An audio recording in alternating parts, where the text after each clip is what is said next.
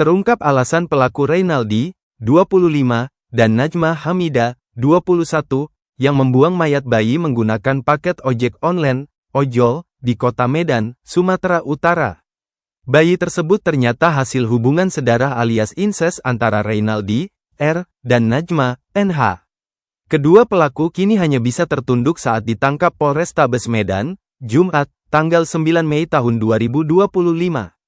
Kasat Reskrim Polrestabes Medan AKBP Bayu Putro Wijayanto mengakui R dan NH ditangkap saat berada di indekos di kawasan Medan Belawan.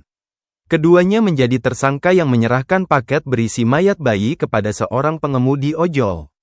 Diduga bayi itu dilahirkan oleh NH. Nah, dugaan kuatnya, bayi itu dari hasil hubungan terlarang, incest, antara NH dan R, lanjut Bayu.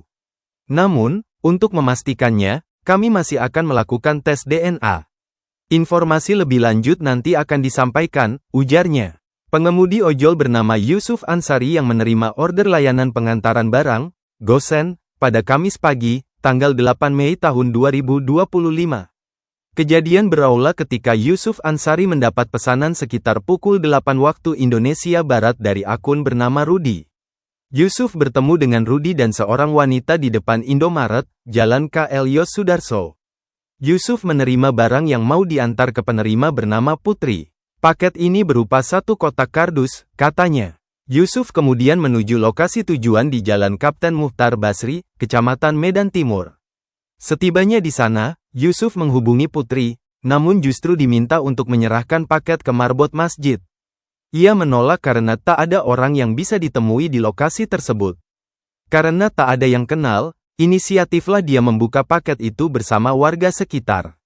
Terus terkejutlah, rupanya ada mayat bayi, rangnya. Di dalam kardus ditemukan beberapa helai kain dan jasad bayi yang terbungkus di bagian bawah.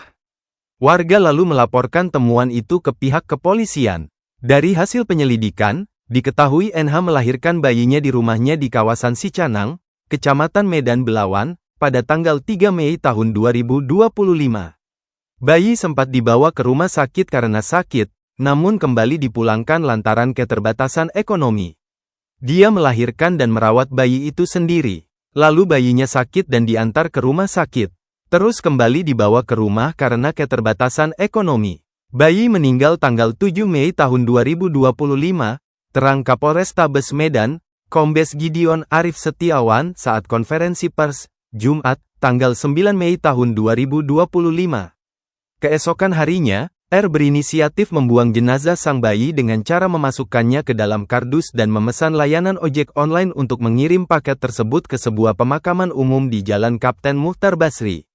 Dalam pemeriksaan, NH mengaku memiliki hubungan asmara dengan R, kakak kandungnya sendiri. Dia, NH, mengaku pacaran dengan R, ujar Gideon. Namun, untuk memastikan apakah bayi tersebut memang hasil dari hubungan incest, polisi masih menunggu hasil tes DNA.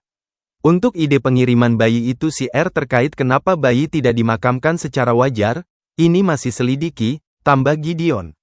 Tim penyidik juga tengah melakukan pemeriksaan ilmiah, Scientific Crime Investigation, untuk mengungkap penyebab pasti kematian sang bayi.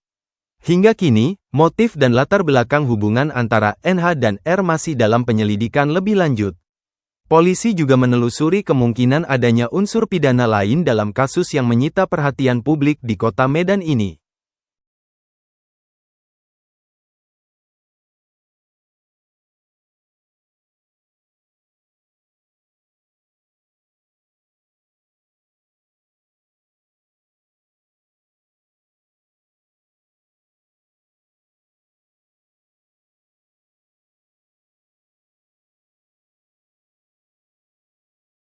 Download Tribun X sekarang, menghadirkan lokal menjadi Indonesia.